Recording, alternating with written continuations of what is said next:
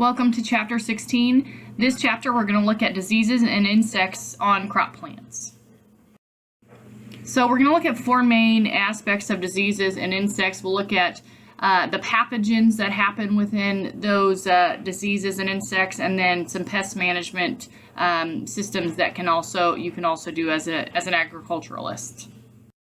All right, so some key concepts that you'll hopefully understand before this chapter is over, and that we'll talk about in great depth before this chapter is over, especially in classes.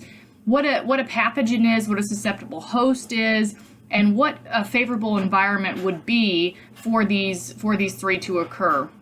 So when we talk about pathogens, we're looking at the nematodes, the viruses, the fungi, and the bacteria, and how they interact with the plant. And then we have to look at what kind of damage is going on with the field. So is it a leaf damage? Is it a stem damage? Is it a root damage? And how that all interacts. This can also then follow into storage facilities, so grain bins and then in co-ops as well.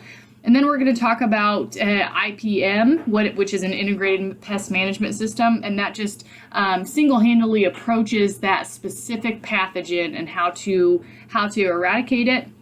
And then we'll look at different pest management insights like cultural, biological, chemical, genetic, and mechanical. All right, so what is a plant disease? A plant disease is defined as a progressive deviation from a plant's normal development, appearance, and function. So something that's off, a different color, a different growth habit, a stunted growth, a deficiency, whatever that might be, that is what is considered a plant disease. So for a plant disease to be present, it has to have a susceptible host, has to have a pathogen, and it has to have an environment that it's able to grow in. So these can either be biotic, which we've talked about, abiotic and biotic. They can be biotic or abiotic. So living and non-living, so macroorganisms or environmental factors like drought or flood. And then the symptoms that happen, which is more so what we see and what we're worried about, and can kind of tip that producer's hat off to, hey, something's going on. We should probably do something about it sooner rather than later. But unfortunately, sometimes that sooner rather than later happens too late, and it's too late to do a lot of things for it. All right, so this is the plant disease triangle. So you can see plant disease there in the middle of that triangle. So here are those three aspects of a plant disease that we have to make sure we know and understand. So we have to know what the host is, we have to know what the environment is, and we have to know what that pathogen is. So plant pathogens, let's just break that triangle down here for a little bit. So plant pathogen is just that living organism that is causing the disease to happen. So what is it what's the cause of this problem, and how are we going to be able to detect that cause, and how are we going to be able to be able to fix that cause? So is it a parasite or a saporite? So once we figure that out, and we'll talk about that a little more in classes, if it's a parasite or a saporite, we'll figure out if it's a fungi, a virus, a bacteria, if it's nematodes, parasitic, whatever that might be, mycoplasma. That is something that we have to nail down first and foremost, so that we can treat it correct and not a wide range of different pathogens, because most of the time it's usually just one pathogen. So we don't want to treat for a whole bunch of different pathogens when it's just one, because not just because of the price, but because it might hurt the plant as well.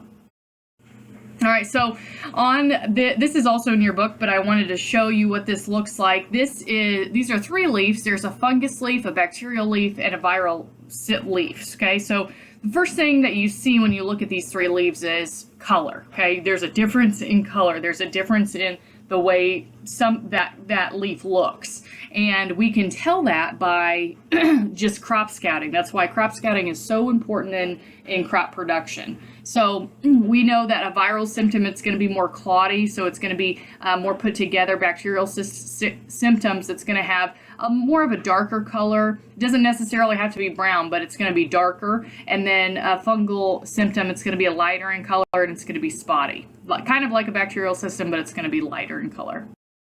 So fungus, let's look at fungus. So filamentous threads that have that they're composed of. And fungus there's a couple different types of fungi, but when we're looking at a pesticide, these are bad fungi that we don't want around. So how does this happen? How does that fungi get into that plant?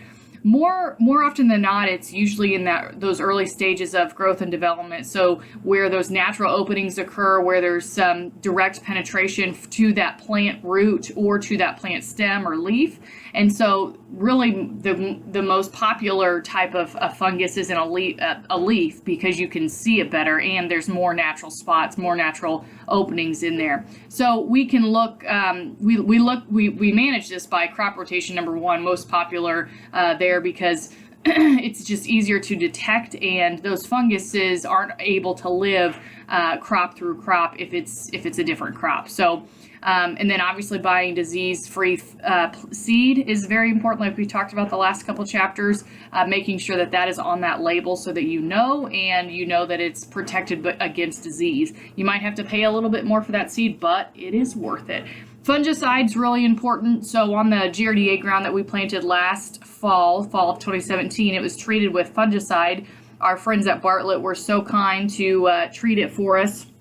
So we really didn't have to worry about stem rot or any of those pathogens really. So that was really nice because those fungicides really help us in maintaining a good crop and not having to worry. Now, I still every week, twice a week, I still went out and crop scouted that wheat because it was obviously the schools and kind of riding on a lot of shoulders. So that was really important to make sure we got correct.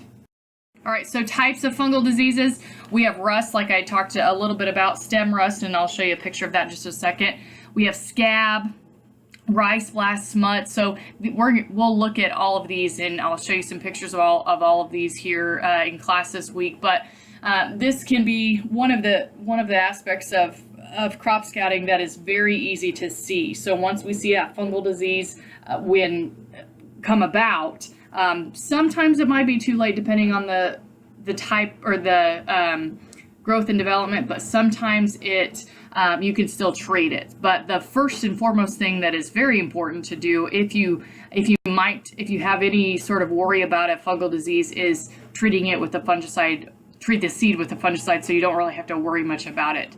But these are just different types of diseases. Post-harvest diseases, we'll look at those too. So this is the life cycle of stem rust fungus, and this is specifically in wheat. So that fungus that comes into that wheat plant from an opening, a natural opening within that wheat plant, late summer comes, and then you'll start to see some sort of red stage wheat rust. Then you'll start to see some black. So once we figure that out, oh well, there's a problem. Let's see what we can do about it. Then it's gonna become dormant over winter. Spring and summer, then there's going to be some fungus transaction then come along, and it can be very, very intense if it's not managed early. So here's what an example of wheat stem rust looks like. Unfortunately, we had some of these cases within Ottawa County these past couple of years. Bacteria. Okay, so now let's look at bacteria and why it's important to know and understand the differences between fungus and bacteria. So bacteria is a single-celled organism. It's microscopic. We can't see it from the naked eye, so makes it kind of harder for us to diagnose it. So a good way to do that is taking a plant tissue. So this lives on that plant surface, so it's going to live on the leaf or the stem that we see. Leaf spots are very common and very popular with bacteria. So like that leaf picture I showed you before, it's going to be very similar to that. Stunting of the growth and yellowing. Sometimes producers mistaken that for a low nitrogen rate. That sometimes is not the case. So really important to get that tissue sample back so that you know what the difference is between the two. All right, so different types of crop bacteria diseases. One of the most common in soybeans is bacterial blight, and we see that a lot, unfortunately, in very, very hot weather because that one-celled organism really breeds very quickly. We have wilt in alfalfa and common scab in potato. So viruses. Now, these are simple pathogens. They're very small, and they have to have some sort of wound to be put into that plant. So something else has to happen most of the time for that virus to happen, whether that's a big hailstorm, whether that's a big rainstorm, whatever that might be. It has to have a wound and it's not a natural wound. It's not a natural way of opening. It has to have a wound for it to go in there. So tissue deformities happen. Chlorosis, you'll hear me talk a lot about chlorosis in class and the color differentiations of them. So how do we fix that? Virus-free seed, again, you'll hear that a lot. Sanitation, resistant to a resistant variety. So this is very popular with state universities to make sure they're throwing out some of those resistant varieties for viruses many times each period that they're throwing different types of seed out. So some types of viral diseases. Barley yellow dwarf virus is really common in barley. We have a lot more than these common bean viruses. There's common, and then yellow virus, tobacco virus is very common. And again, these are more environmental type that they have to have some sort of damage before they can intercept into that plant. So here are some other ways that these viruses can come and attack, not just environmental, but these wonderful, wonderful bugs, these insects that we have to face every single year. So you have the corn plant hopper, and then you have the black-faced leaf hopper. These black-faced leaf hoppers are very detrimental. They breed so fast. So do these corn plant hoppers, but they breed really quick, and they can actually really get into the plant and eat the grain that they want. So once that happens, then not just because of environmental factors as well, but specifically because that insect was tearing up that leaf, then that pathogen of a virus can get in and really do some damage on a plant. So here's a barley yellow dwarf virus. The healthy weed is on the left-hand side, and the infected weed is on the right-hand side, and you can see very, very quick that the color yellow is very present. So that producer waited a little bit too long for that to pop open, and so that could be very detrimental to that crop.